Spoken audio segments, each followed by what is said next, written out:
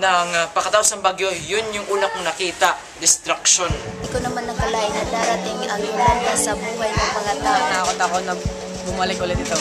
Nag-iba ang estado ng buhay namin. Ang kahirapan ng aming naranasan.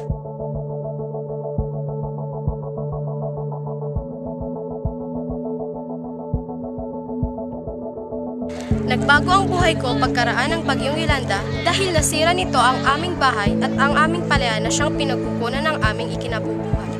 Nakaranas ako ng mga pangyayaring hindi ko inaasahan, tulad ng pagkaroon ng klase sa tent at kakulangan sa supply ng isda.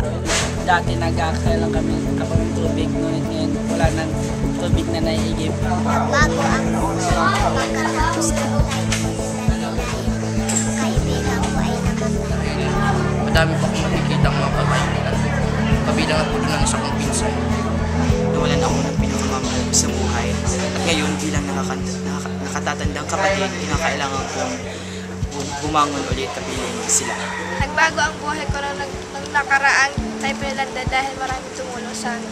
Nakapunta ako sa Manila, nakita ko yung papa ko at nayakap. Tapos nawala yung trauma ko nung bumalik ako dito kasi nakatulong sa akin yung CFS para makabangon ulit. Nagbago ang buhay ko pagkaraan ng Typhoon Yolanda dahil tinuruan akong maging matatag at maging handa sa mga pagsubok.